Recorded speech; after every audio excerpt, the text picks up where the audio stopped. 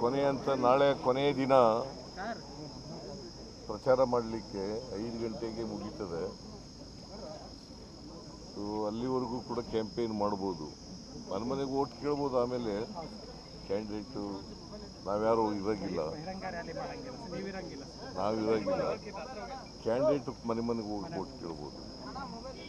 ಮತ್ತು ಇಲ್ಲಿ ವೋಟರ್ಸ್ ಆಗಿರೋರು ಕೇಳ್ಬೋದು, ಮನೆಗೆ ಹೋಗಿ ಓಟ್ ಕೇಳ್ಬೋದು. ಔಟರ್ಸ್ ಇರೋಂಗಿಲ್ಲ.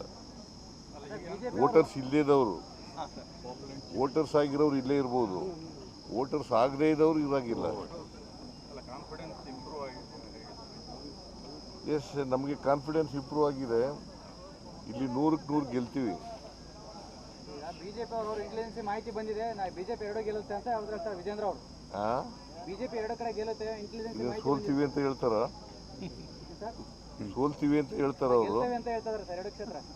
ಈಗ ಬಿಜೆಪಿಯವರು ಏನೇ ಹೇಳಿದ್ರು ಕೂಡ ಜನ ನಮ್ಮ ಗ್ಯಾರಂಟಿ ಯೋಜನೆಗಳನ್ನು ಮೆಚ್ಕೊಂಡಿದ್ದಾರೆ. ಗ್ಯಾರಂಟಿ ಯೋಜನೆಗಳು ಈ ಸಾರಿ ಜನ ಓಟ್ ಹಾಕ್ತಾರೆ, ಗೊತ್ತಾಯ್ತಾ?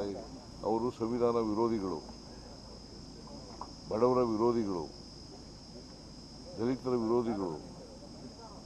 ಹೆಂಗೆ ಅವ್ರಿಗೆ ಓಟ್ ಹಾಕ್ತಾರೆ? ಮಹಿಳೆಯರ ವಿರೋಧಿಗಳು. ಗ್ಯಾರಂಟಿಗಳು ಬಿಟ್ಟರೆ ಬೇರೆ ಏನಿಲ್ಲ ಅವರಿಗೆ ಓಟ್ ಕೇಳೋದಕ್ಕೆ. ಅವ್ರಿಗೇನಿದೆ? ಅವ್ರು ಯಾವ ಆಧಾರದ ಮೇಲೆ ಓಟ್ ಕೇಳ್ತಾ ಇದ್ದಾರೆ? ಯಾವ ಆಧಾರದ ಮೇಲೆ ಓಟ್ ಕೇಳ್ತಾ ಇದ್ದಾರೆ? ಆಯ್ತಪ್ಪ, ನಮಗೆ ಅವ್ರಿಗೆ ಹೇಳ್ತಾರೆ, ಅವ್ರಿಗೇನು ಏನು ಹೇಳ್ತಾರೆ? 9 ವರ್ಷ ಸರ್ಕಾರ ಮಾಡಿದ್ದಾರೆ ಕರ್ನಾಟಕದಲ್ಲಿ, 9 ವರ್ಷ ಸರ್ಕಾರ ಮಾಡಿದ್ದಾರೆ. ಏನು ಮಾಡಿದ್ದೀವಿ ಅಂತ ಹೇಳ್ತಾರೆ ಕರ್ನಾಟಕದಲ್ಲಿ? ಏನು ಮಾಡಿದ್ದಾರೆ ಅಂತ ಹೇಳ್ತಾರೆ? ಸುಮ್ಮನೆ ಏನೋ ಹೇಳ್ತಾರೆ ಅವರು. ನಾವು ಬಡವ್ರ ಪರವಾಗಿರ್ತಕ್ಕಂಥ ಪಕ್ಷ, ಎಲ್ಲರೂ ಒಟ್ಟಿಗೆ ತಗೊಂಡು ಹೋಗ್ತಕ್ಕಂಥ ಪಕ್ಷ. ಅವರು ಸಮಾಜ, ಧರ್ಮದ ಹೆಸರಿನಲ್ಲಿ, ಜಾತಿ ಹೆಸರಿನಲ್ಲಿ ಸಮಾಜ ಒಡಿತಕ್ಕಂಥ ಪಕ್ಷ. ಅದರಿಂದ ನಾವು ಎಲ್ಲ ಜನರನ್ನು ಒಟ್ಟಿಗೆ ತಗೊಂಡು ಹೋಗ್ತಕ್ಕಂಥ ದಲಿತರು, ಹಿಂದುಳಿದವರು, ಅಲ್ಪಸಂಖ್ಯಾತರು, ಮಧ್ಯಮ ವರ್ಗದವರು ಎಲ್ಲರನ್ನೂ ಕೂಡ ಒಟ್ಟಿಗೆ ತಗೊಂಡು ಹೋಗ್ತಕ್ಕಂಥ ಪಕ್ಷ. JDS ಅಲ್ಲಿ ಕುಟುಂಬ ರಾಜಕಾರಣ ಮಾಡ್ತಿಲ್ಲ, ನಾವು ಜನರೇ ನಮ್ಮನ್ನು ಕರ್ಕೊಂಬಂದು ರಾಜಕಾರಣ ಮಾಡಿದ್ರು. ಯಾರು? ಕುಮಾರಸ್ವಾಮಿ ನಿನ್ನೆ ಹೇಳಿದ್ರು. ಅವರು ಮನೆಯಲ್ಲಿ ಏನು ಮಾಡ್ತಾರೆ? ಅದೇ ಕುಟುಂಬ ರಾಜಕಾರಣ ಮಾಡಿ ಅವ್ರನ್ನ ಜನಗಳೇ ಕರ್ಕೊಂಬಂದು ಆಯ್ಕೆ ಮಾಡಿದ್ದಾರೆ. ಜನಗಳೇ? ಮತ್ತೆ ಯಾಕೆ ಸೋಲಿಸಿದ್ರು?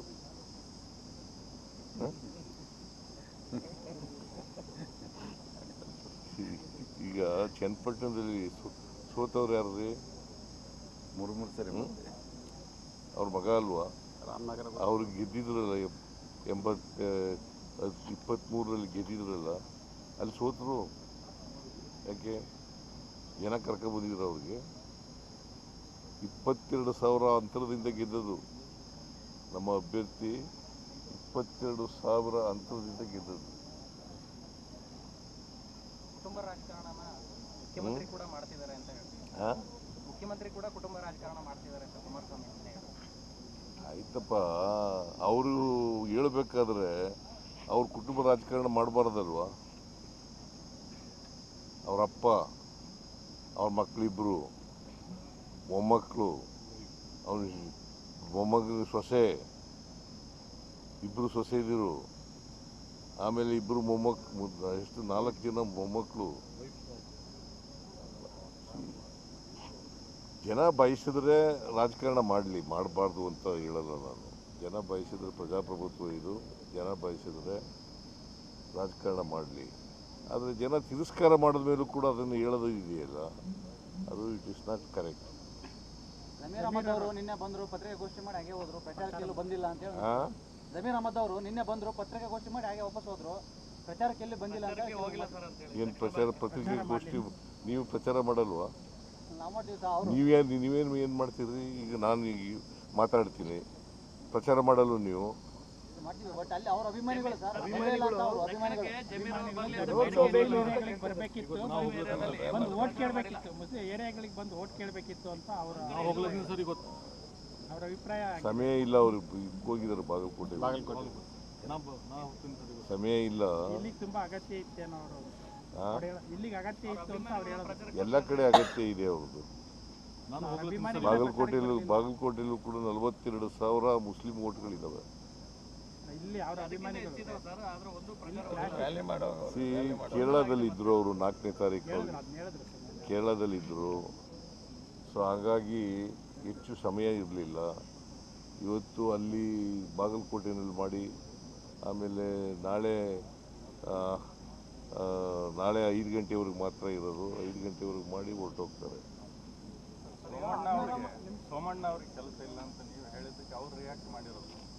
ದೆಹಲಿಗೆ ಬರಲಿ, ಒಂದು 2-3 ಗಂಟೆ ಬಿಡುವು ಮಾಡಿಕೊಂಡು ದೆಹಲಿಗೆ ನಮ್ಮ ಕಚೇರಿಗೆ ಬಂದರೆ ನಮ್ಗೆ ಏನೇನು ಕೆಲಸ ಮಾಡಿದ್ದೀವಿ ಅನ್ನೋದು. ರಾಜ್ಯಕ್ಕೆ 18 ರೈಲು ಕೊಟ್ಟಿದ್ದೀವಿ ದಕ್ಷಿಣ. ಅಲ್ಲ ನೋಡಪ್ಪ, ಅವರು state minister without independent portfolio. State minister without independent portfolio. ಮತ್ತು ಅವ್ರಿಗೆ ಫೈಲ್ಗಳು ಬರ್ತಾವ? ಅವ್ರು ಹೇಳ್ತಾರಪ್ಪ ಬರ್ತವೆ ಅಂದರೆ ನನಗೆ ಗೊತ್ತಿರೋ ಮಟ್ಟಿಗೆ ಬರಲ್ಲ.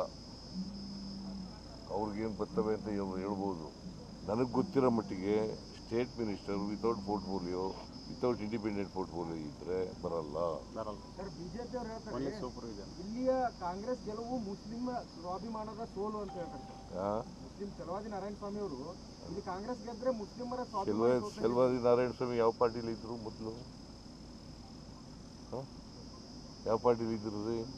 ಇಲ್ಲಿಂದ ಲಾಭ ಪಡ್ಕೊಂಡು ಅಲ್ಲಿಗೆ ಹೋಗಿ BJPಗೆ ಹೋಗಿ ಅಲ್ಲಿಯೂ ಲಾಭ ಪಡ್ಕೊಂಡು ಈಗ BJP ಪರ ಮಾತಾಡ್ತಾರೆ.